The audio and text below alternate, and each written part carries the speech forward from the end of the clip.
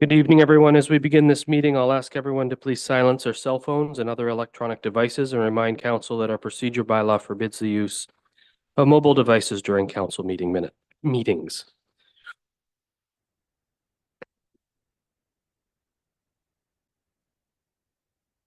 It is 6:30 p.m. I'll call this meeting to order. And as we begin, I'll acknowledge that we are gathered on lands that have been inhabited by Indigenous peoples from the beginning. We respectfully acknowledge that the Mississauga and Anishinaabe have been the stewards of this place.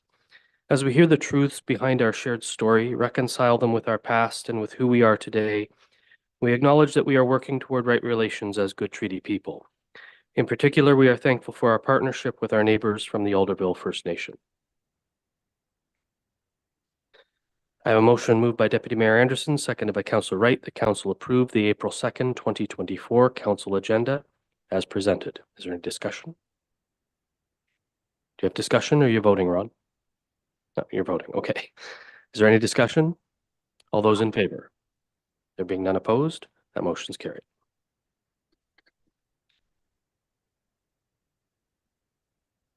Members of council, do you have any declarations of pecuniary interest? And if so, please state the general nature thereof. There are none noted. Are there any announcements this evening? Councillor Fredis. So, Chair, thank you. I just wanted to announce that Quinte Transit have agreed to start Sunday service in Brighton to pick up seniors at the retirement homes and take them to the local churches and to also service the Codrington market. We're just waiting for some of the key coordinators for those churches and the market to reach out to Mrs. Ackers at Quinte Transit and sort out timing and that sort of stuff. Hopefully it starts in the very near future, and I will be doing my darndest to push it along. Thank you, Councillor Fredis. I know how hard you worked at that negotiation, and it's appreciated. Any other announcements? Moving on to adoption of the minutes, it's moved by Councillor Fredis, seconded by Councillor Butwell, that Council adopt the March 25th, 2024 Council meeting minutes as presented. Is there any discussion? Those in favor? Being none opposed, that motion is carried.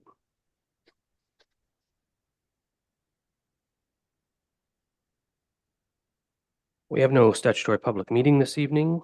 We have no delegations or presentations. Madam Clerk, are you aware of any citizens' comments?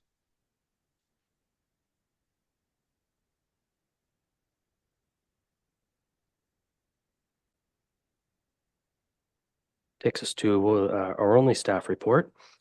It comes from Public Works and Infrastructure. It's the 2023 Wastewater Pollution Control Plant Lift Station Annual Report. And Director Whiteman, we've read your report. Do you have anything to add or highlight?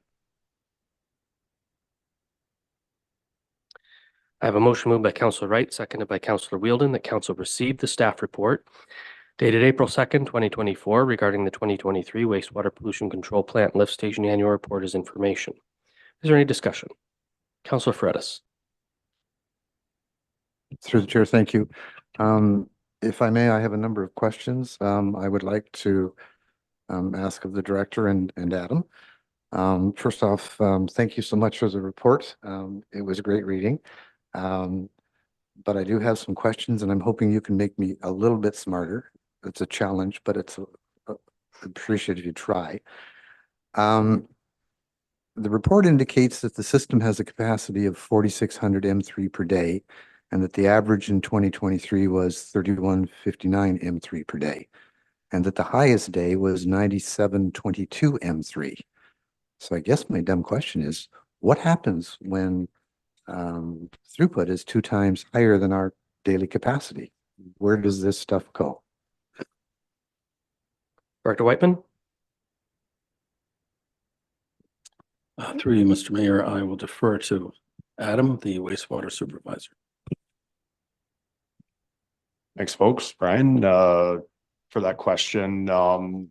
We have an annual rated capacity of 4,600 cubic meter a day, which is averaged over 365 days. So January 1 to December 31st. And when we experience those storm surges, i.e. 900 or 9,722 cubic meter per day, that's when we experience those washout situations where it carries some of the biomass and the beneficial bacteria kind of out of the system. To optimize our treatment, if we're below that 4,600 cubic meter per day rated capacity, that's when our treatment is most effective. Let me ask if anyone else has any questions, since you have a list. Okay. And if they don't, we'll just carry on with your questions. Any other members of council have any questions or comments on the report? You have the floor, Councillor Fredis. To the chair, thank you. The monthly wastewater flow to the stabilization pond in 2023 was 1,151,000 cubic meters versus 1,022,000 in 2022. And the reason cited for the higher level of inflow, about 12%, was because of infiltration by sump pumps and the higher level of precipitation. So I went back and checked with Weather Canada, and in 2019, the level of precipitation reported by Weather Canada was the same as 2023. And the inflow then was measured at 1,330,000 cubic meters. So the results would seem to indicate that the efforts as identified in the report to upgrade and repair the sewer works are having a positive impacts, and that perhaps the big issue still to address is some pumps tied into the system. So in light of that, are there any tools, systems, protocols, measures, or whatever that can be taken to identify the offending sump pumps? And are there any bylaws in place to ensure that they are corrected by the offending party? Who wants to field that? I'll take that one. All right.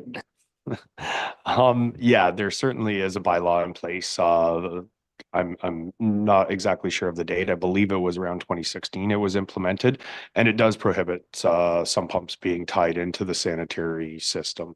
Ideally, they would have the storm infrastructure in their subdivisions or areas that they would be able to tie into, but that's not always the case, especially in some of the older communities.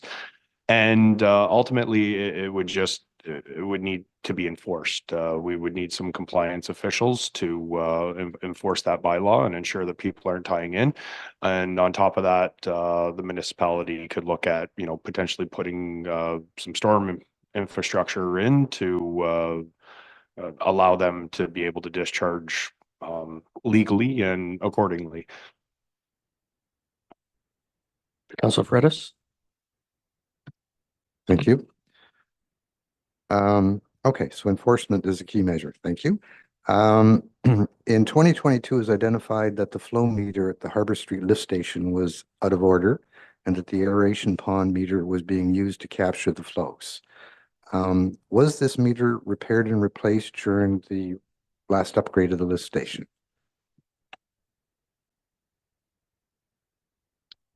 Yeah, we've had a major upgrade in the lift station, all new pumps, all new process piping, et cetera, et cetera. There has been a new force main installed from the lift station up to the lagoon, and the existing one is still in place. Both of those force mains are both metered now. So we can differentiate between lift station pump sewage and gravity fed sewage. Anything else, Councillor Fredis? Yes, I have about 4 more questions. Carry on. Thank you. The report indicates that the raw sewage quality monitoring is being done on a weekly basis, and congratulations, that's a fair bit of work, I suspect. The results for BOD 5, TSS, phosphorus, TKN, and ammonia are all down versus the previous year, despite the increase in inflow. Even ammonia is down from 35.4 milligrams per liter to 30.25. The report indicates that the facility is not able to consistently facilitate the nitrification process, particularly during cold weather, to address ammonia. However, in 2023, our TAN exceedance occurred in the warmer summer months. Do you have any insights as to why it would happen then? And is it perhaps related to some other factor, because my understanding is that the little bacteria or whatever you call them that would eat up the ammonia thrive in warm weather and don't like cold. So I'm hoping you can enlighten me a little bit. Sure. Yeah, the summer months are definitely our most effective treatment months. The bacteria thrive in the warmer weathers. Unfortunately, with the heavy storm surges in the springtime, we get a lot of dilution factor in there. It kind of indicates I wouldn't say false readings, but obscure readings based on the presence of excess clear water, so to speak. And that dilution will appear that our loading is down.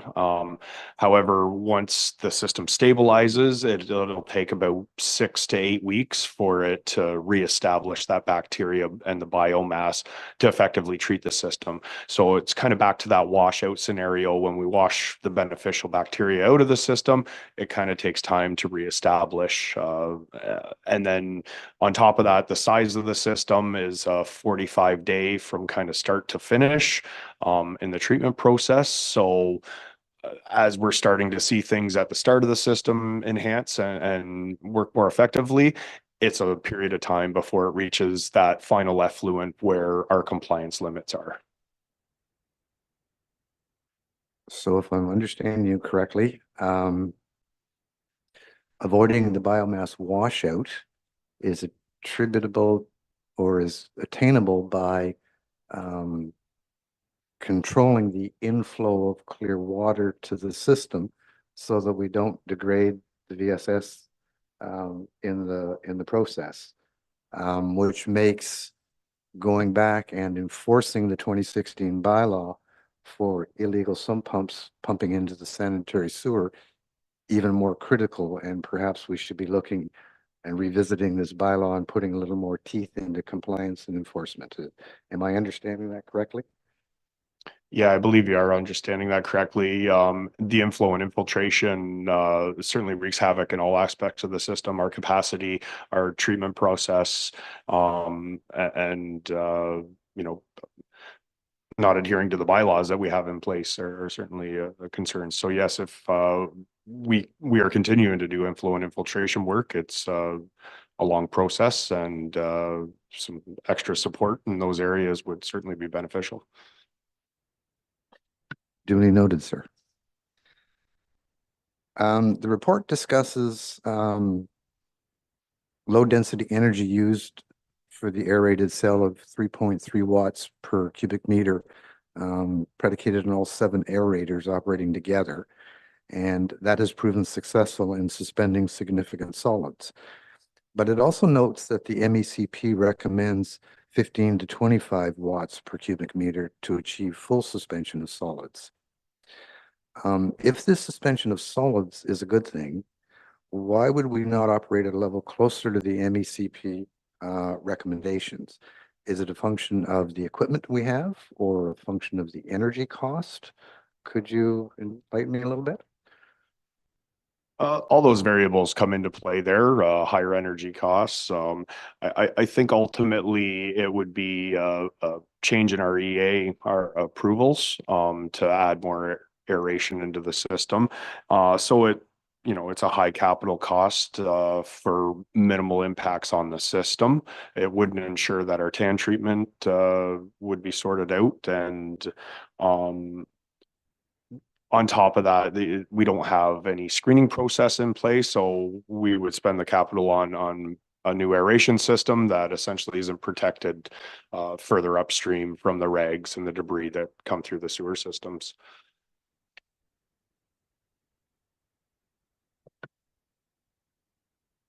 And you may have kind of been partly answered my next question, which was in 2022, there was a suggestion to add submerged mixers as an alternative to the aerators to increase the VSS, particularly in cold weather, because the current aerators tend to lower the temperature or create a heat loss.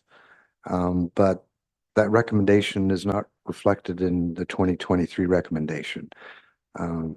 Is that because you're concerned that submerged mixers would require extra shielding or screening so that they weren't fouled by some of the debris that is part of the inflow?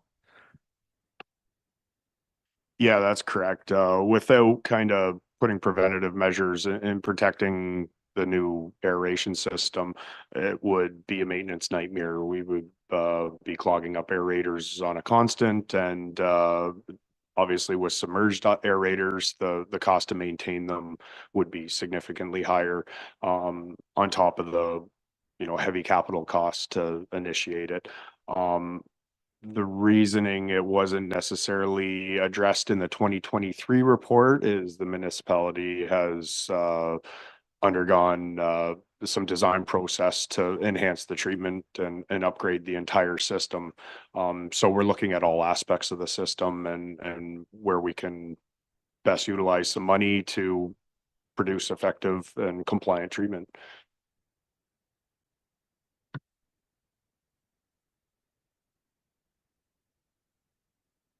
Pardon me, Chair. Two more questions and I'm done, I promise.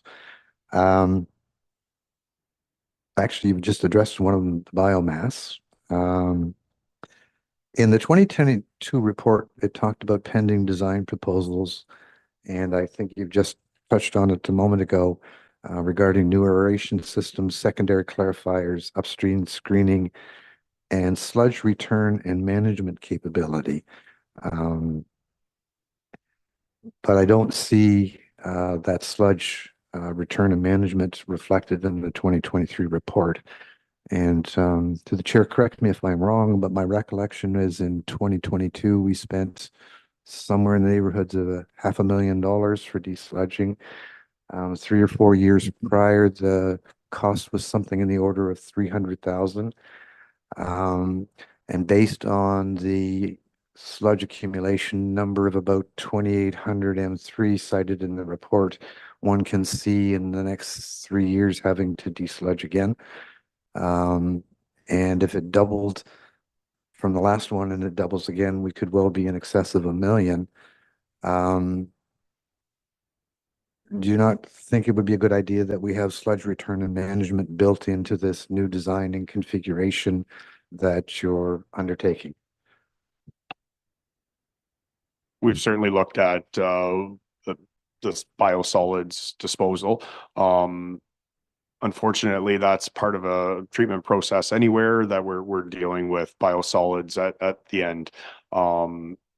It's a costly undertaking, and we're exploring with the new treatment design more cost-effective ways, but ultimately it looks like land application is still the preferred method there. And that will, in the new treatment design, will offer that return and wasting portion where we're able to reduce the amount of biosolids that are stored on site and required to be, disposed of on a frequent basis. It is becoming much more costly to do this desludging program. Unfortunately, we're not going to be getting away from it as long as we're in the treatment business, and we just have to continue staying on top of industry standards and exploring the most cost-effective methods to dispose of the biosolids. That's all of my questions. And Adam and Director Whiteman, thank you so much for trying to make me a little bit smarter. Hopefully I retain it for longer than 10 minutes, but thank you. Thank you all for that. Is there anything further from members of council? Director Whiteman, we heard that we may wish to increase our enforcement of or the fines available for improperly installed sump pumps that are infiltrating into the system. Is there a plan to review that bylaw at this stage on the staff schedule? To the best of your knowledge. My first answer would be yes. It is a concern. I know in other places that I've worked, we've had a bylaw and tried to incentivize people to do the right thing, make it legal. let's say. With all that's going on at the moment, it's one of the priorities, the thing that we have to take a look at. We have not at present, but we certainly have to. The compliance officer position would be very helpful in doing so, and maybe also through bylaw as well. At the moment, sometimes we're running around like headless chickens with all that we need to do. But it is something that we need to address, absolutely. So we should probably pass our budget bylaw tonight, is what you're suggesting. You don't have to answer that. So let's get the staff that we need in the positions we need them to be in to help this out, and then maybe we'll revisit this in 6 months or so as we settle those staffing levels out, and our folks have the resources they need, and then we can revisit this, because maybe with those resources we'll find that they can find and deal with compliance issues without having to revisit the bylaw and increasing fines and that kind of stuff. Fair enough. So the motion is before you. It's been read. Is there any further discussion? All those in favor? There being none opposed, that motion is carried.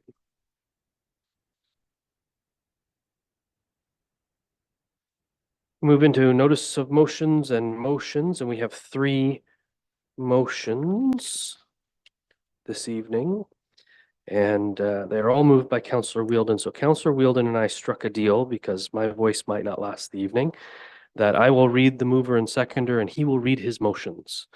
So the first is moved by Councillor Wheeldon, seconded by Councillor Butwell. Councillor Wheeldon, you have the floor. Thank you, Mayor.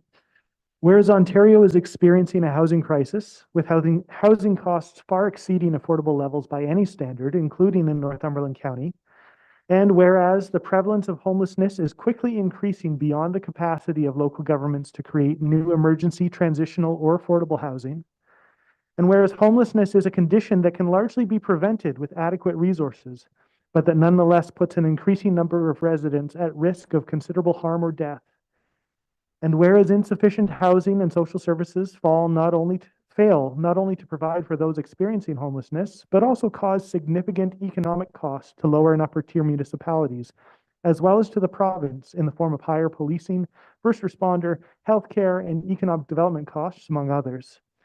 And whereas insufficient housing and social services fail not only to provide for those experiencing homelessness, but also cause significant social costs in communities that experience social estrangement, insecurity, and fear associated with increased crime and visible drug use, all of which causes considerable social and political unrest. And whereas the province of Ontario dictates the requirement for social services, including emergency shelters, but limits their operation through insufficient funding, thereby causing said economic and social costs at the upper and lower tiers of municipal governance. And whereas the municipality of Brighton recognizes our moral and legal obligations according to the mandates of our respective tiers to provide adequate shelter and public safety for all residents, but are limited in our capacity to unilaterally do so by constrained finances. And whereas the Association of Municipalities of Ontario has requested a social and economic prosperity review in recognition of these and other challenges faced by municipal governments as a result of insufficient funding. Now, therefore, be it resolved that the municipality of Brighton calls upon the province of Ontario to significantly increase and sustain funding for housing, shelters, and other necessary social services to ensure ongoing and adequate levels of service to meet the needs of our residents. And be it further resolved that this resolution be forwarded to AMO, to all Ontario municipalities, to the Honourable Doug Ford, Premier of Ontario, to the Honourable Paul Calandra, Minister for Municipal Affairs and Housing, and to the Honourable David Pecuniary, MPP for Northumberland, Peterborough South. Thank you. Is there any discussion? Councillor Wheeldon. I just want to give some background to this. This motion came out of the Northumberland Intermunicipal Task Force on Housing and Homelessness through discussions around that table. A lot of the costs that are referred to in here are costs that Cobourg Council has been recently talking about considerably, and are one of the driving factors behind the current tensions with the county government and the Cobourg government. with just the recognition that Coburg faces significant costs at the lower tier related to homelessness. Those are costs that are not shared through the county. So in recognition of this, I wanted to bring a motion that once again recognizes that every level of government pays more than it would cost us to work together to get a more viable solution that would actually help people be housed. But because we have insufficient coordination between the levels of government, insufficient funding from the province, every level of government pays more because one level of government pays less. Ultimately, we could do better for people and cheaper. So that's the push behind this motion, is the recognition that that we could do better if we were not stingy in the first place. Thank you. Anything further from members of council? Councillor Butwell. Thank you very much. And I think it's our understanding that we're looking to distribute this for endorsement. We discussed that briefly. The final resolution statement says AMO, all municipalities in Ontario, the Premier, the Minister of Municipal Affairs, and the local MPP. It doesn't ask for support. We could add that if that's the wish of the mover and seconder. I would, Sure. you're the mover, so. Yeah, that's fine. I thought it was implied, but if we want to make it explicit, that's great.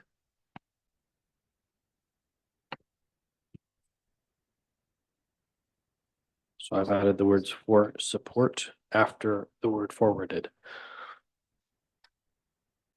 Does that work? Yeah. Anything further from members of council?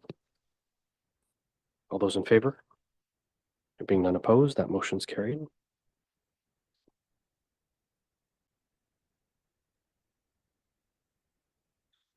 The next motion is moved by Councillor Wheeldon, seconded by Councillor Rowley. Councillor Wheeldon, you have the floor. Thank you. Whereas Canada is experiencing record population growth, having welcomed 1.25 million new Canadians last year alone. And whereas, according to the Canada Mortgage and Housing Corporation, CMHC, we need to build at least 3.5 million additional homes by 2030, and municipalities need to build or expand the infrastructure to accommodate this growth. And whereas FCM has estimated that the cost of the municipal infrastructure required to support housing development is on average in the range of $107,000 per unit. And whereas, according to Statistics Canada, the cost of upgrading existing municipal infrastructure so that it is in a state of good repair is in the range of $170 billion. And whereas non-residential construction price inflation has risen by 29% since the end of 2020, and municipalities are facing soaring costs for infrastructure projects without a corresponding growth in revenue. And whereas, unlike federal and provincial revenue, municipal tax revenue has not increased in recent years along with inflation, economic growth, or population growth. And whereas municipalities are facing a gap in federal infrastructure funding as the 10-year Investing in Canada infrastructure program has come to an end, the Canada Community Building Fund is being renegotiated, and the Permanent Public Transit Fund is set to start in 2026. And whereas the Canada Community Building Fund, CCBF, which was formerly known as the Federal Gas Tax Fund, provides more than $2 billion in annual capital funding directly to municipalities through a predictable allocation mechanism, and municipalities of all sizes use the CCBF to deliver direct results for Canadians by building and renewing critical core public infrastructure, including water infrastructure, local roads, public transit, and community and cultural and recreational facilities. Now, therefore, be it resolved that the federal government work with the agreement signatories and municipalities to maintain the CCBF as a source of direct, predictable, long-term funding for local infrastructure priorities. And be it further resolved that the federal government commit in budget 2024 to the next generation of infrastructure programs, including a new program for water and wastewater infrastructure and an increase to disaster mitigation and adaptation fund. And be it further resolved that the federal government convene provinces, territories, and municipalities to negotiate a municipal growth framework to modernize the way that municipalities are funded in order to enable Canada's long-term growth. Thank you. Questions or comments from members of council? Councillor Ferretis. To the chair, thank you. I like the motion, but Councillor Wheeldon, I just saw today in my email from FCM Voice that a new $6 billion Canada Housing Infrastructure Fund was announced today by the federal government. A little shy of the 170 billion you're looking for, but something is starting to happen. And there's $1 billion in funding for urgent municipal infrastructure, including funding needs, including water and wastewater management signals. Signals the federal government responding to FCM's call for more investment. Maybe we should get in on some of that $1 billion to help with our new facility. So it seems to be starting. And I think this is a good way of keeping the pressure on and encouraging FCM to keep the pressure on. Councillor Wheeldon. Yes, I should say this motion was drafted by FCM, and it's very similar to the AMO motion that we've already passed. And I know that Mayor Ostrander has been talking in the press a little bit and with the Eastern Ontario Wardens Caucus about having sustainable, predictable funding for municipalities. Clearly it's needed. Every municipality in Canada recognizes it. So glad to be supporting this cause. Anything further from members of council? I would note that the $6 billion that was announced today is nowhere near what needs to be done from Vancouver to St. John's. In Eastern Ontario alone, we would need somewhere in the neighborhood of almost $4 billion to manage the affordable housing issues alone.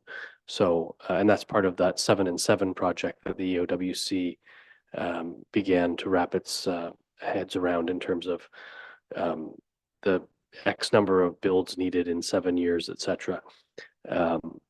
And presumably we haven't been able to get uptake from our friends at the province or the feds because the request is too much. They just can't wrap their heads around a multi-billion-dollar housing project for Eastern Ontario, or likely anywhere else, given that $6 billion is a coast-to-coast funding model. So, yeah. Any further? All those in favor? Being none opposed, that motion's carried.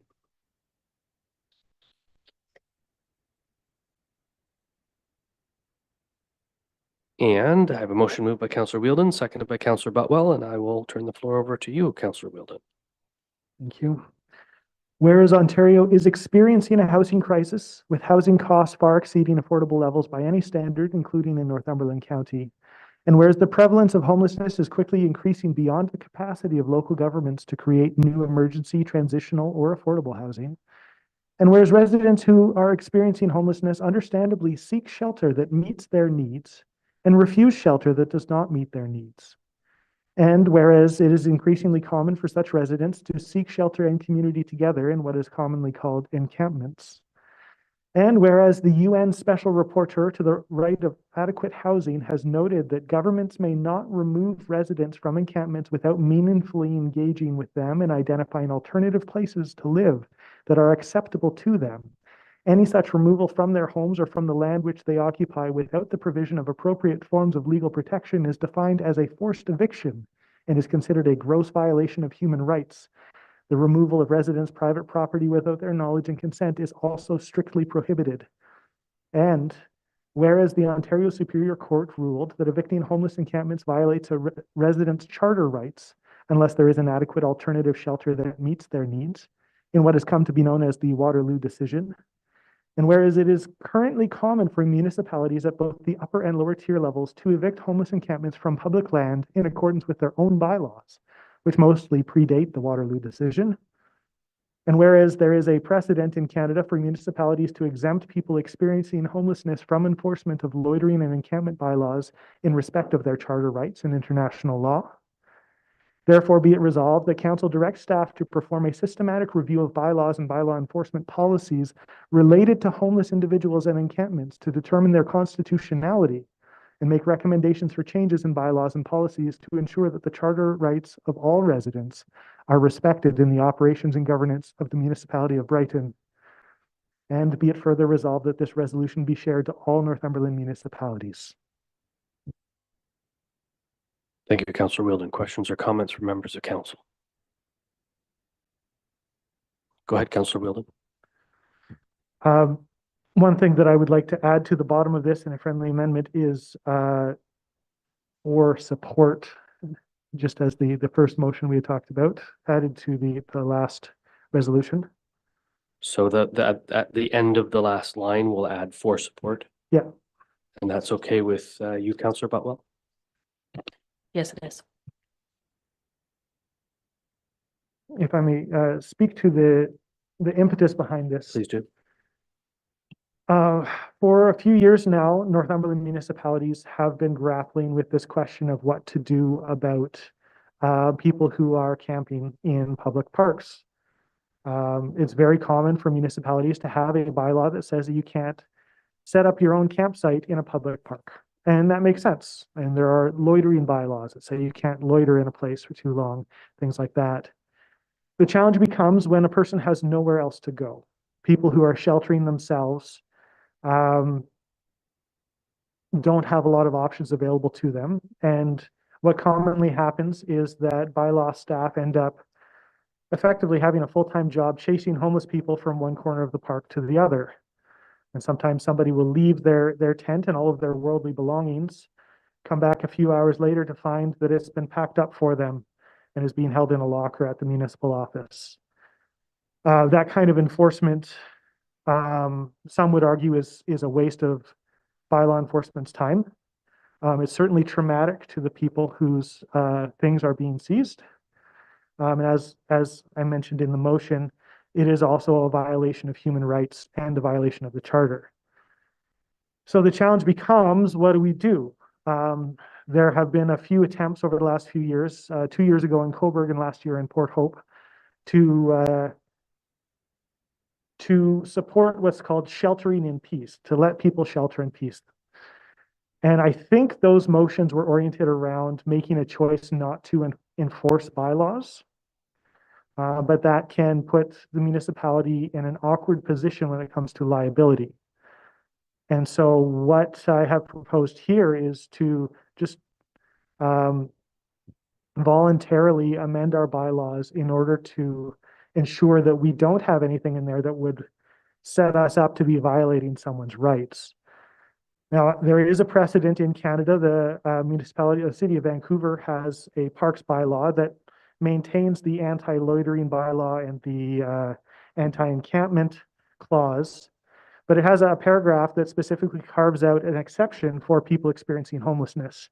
And it delegates authority to the director of Parks and Recreation or their designate to make decisions about where people may camp on public property. And so with that delegation of authority to staff, it creates an opportunity for staff not only to voluntarily choose not to evict people from the park based on their assessment that these people in fact need to live there, but also can allow them to say, there's a better place over here for you. That's in the public interest without violating the rights of homeless residents. So I think this is the model that we should follow, and that we should do it voluntarily rather than waiting for someone to sue us. Thank you. Questions or comments?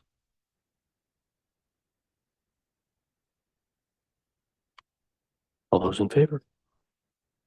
There being none opposed, that motion's carried.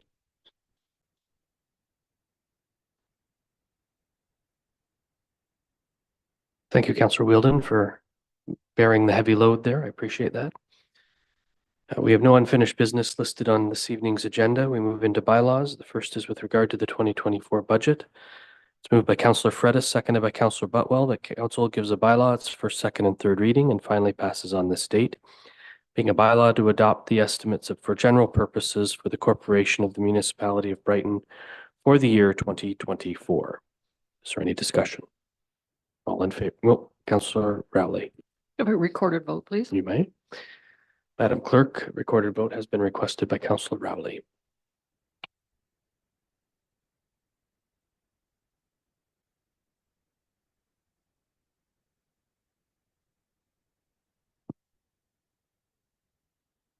Councillor Emily Raleigh, Yes. Councillor Jeff Wheeldon, Yes. sorry, Councillor Bobby Wright, Yes. Deputy Mayor Ron Anderson, Yes. Councillor Ann Butwell, Yes.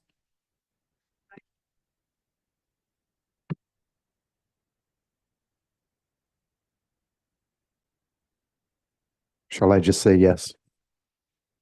not yet. Oh, Councillor Byron Ferretis, Yes. Mayor Brian Ostrander, Yes, and that's carried unanimously. thank you.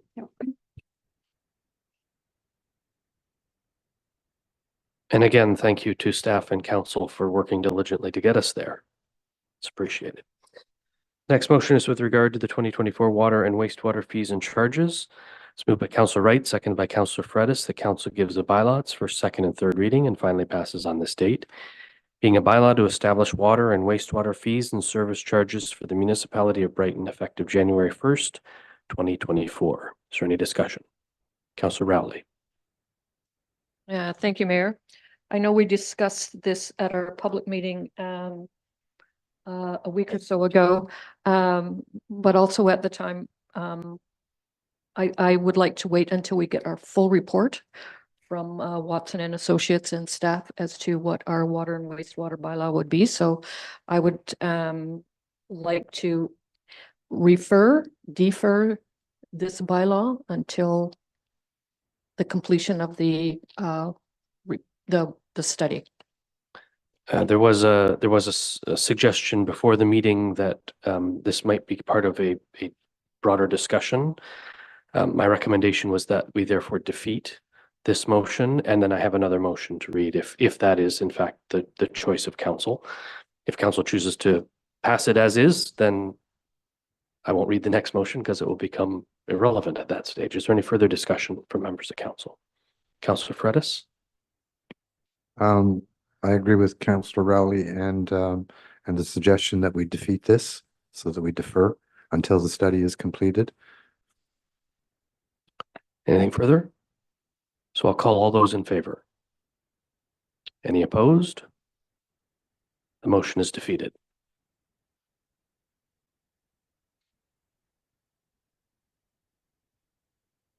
A motion moved by Councillor Wright, seconded by Councillor Fredis, that council refers the draft bylaw for water and wastewater fees and service charges to staff, and further that staff be directed to draft a bylaw to amend the presqu'île rates effective immediately, and further that the balance of water and wastewater fees and charges be referred to the 2025 budget deliberations.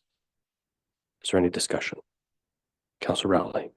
Thank you. Could I just please get an explanation from either the mover or the seconder regarding amending the presqu'île rates at this time? Councillor Wright.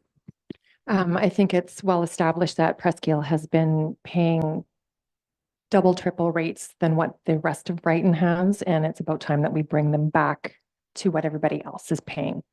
So that's the purpose of pulling them out separately and getting them done sooner rather than later, and then doing another rate amendment with the next budget, instead of doing two, like one small one now and another one in the new year. Councillor Fredis. Just to add to Councillor Wright's comment, they've been waiting 10+ years for something that's a little more equitable. Their rate is considerably higher, and there is such a small number of users. It's not a significant financial impact to the municipality, and I think in just plain fairness, it's the right thing to do. Councillor Rowley. I certainly agree with having everything fair. Can I get some clarification as why they had increased rates anyways? Was it because that was kind of payment in lieu of having the pipe brought to them? Yes. So this was their indirect way of, instead of paying a big lump sum to be connected to the services, that it was just done through the rates? Is that my understanding? I see that Director Whitfield is joining us by Zoom, and I will try to answer this. And if I get it wrong, Linda, perhaps you can chime in. when the pipe to Presqu'île was installed, part of the agreement was that anyone who hooked onto that pipe would pay the increased fees in order to help pay for the new the added addition to the system. And so when that subdivision hooked onto the pipe, they were then to be paying the fees and charges that were based on that new addition. And that hasn't changed because that was what we said back in the day. Director? Yes, thank you, Mayor. Further to that, that subdivision is really fairly new. And the water rates are maybe water users have been paying maybe for just over a year now. And we've heard a lot from them.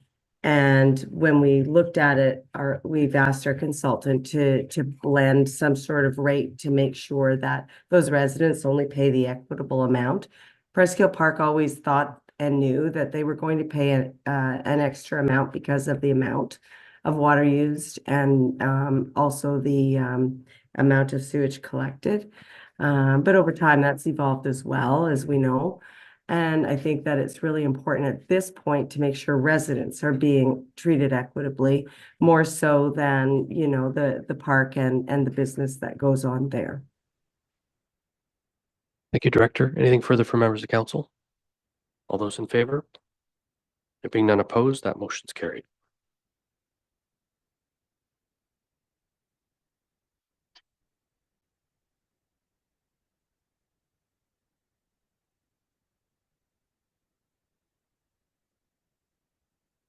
We have no reports or minutes of advisory committees of council and review teams. We have no reports or minutes of statutory committees, boards, or external agencies, which brings us to correspondence, direction items, endorsements, communications, petitions. This comes from the town of Whitby. It's moved by Councillor Rowley, seconded by Councillor Wheeldon, that council support or receive the resolution from the town of Whitby regarding the Ontario Energy Board's decision to end the gas pipeline subsidy. Councillor Rowley, this is your motion. Do you want to support it or receive it? I apologize for not circling. Yeah, support. Councillor Wheeldon, are you okay with that? The motion has been amended to read support. Is there any discussion? Councillor Wheeldon. Thank you. It baffles me that we continue to subsidize fossil fuels at the same time having national debates about how much we should price carbon. It's from one hand to the other and back again. No wonder we can't have a decent public conversation about it if we're working against ourselves at every turn. So very happy to support this. Very disappointed in our provincial government for potentially forcing OEB to back down on this move. And would love to have a discussion about what more we can do locally to ensure that we are using energy infrastructure that is in the long-term best interests of our residents, rather than just in the short-term interests of developers and gas companies. Anything further from members of council? All those in favor? Being none opposed, that motion is carried. There's no FYI correspondence on this evening's agenda. That brings us to question period. Any questions from the member in the gallery? Welcome back. And there's no one on Zoom for that purpose. We have no closed session meeting. Which brings us to our confirmatory bylaw. And before I read this, I will say that I said to Mr. Castleman during a little update discussion at the end of last week that I realized then I was premature in singing his praises last meeting, that he would be joining us this meeting. He said, I probably won't be there. I'll be on Zoom. And I said, well, don't expect me to say too much this next meeting. I already said enough. And so that's it, Bob. That's all you get. Thank you again. Thank you for your time in Brighton and many happy days and years ahead in your retirement. And please continue to work hard for the staff for the next few days. I have a motion moved by Councillor Butwell, seconded by Deputy Mayor Anderson, that council gives a bylaw its first, second, and third reading, and finally passes on this date, being a bylaw to confirm the proceedings of the corporation of the municipality of Brighton council meeting held on April 2nd, 2024. Is there any discussion? Those in favor?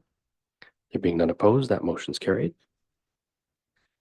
And finally, a motion moved by Councillor Butwell, seconded by Councillor Fredis, that the April 2nd, 2024 council meeting adjourn at 7:20 p.m. Is there any discussion? All those in favor? There being none opposed, that motion's carried. Drive home safely, everybody. I noticed that Mr. Castleman left.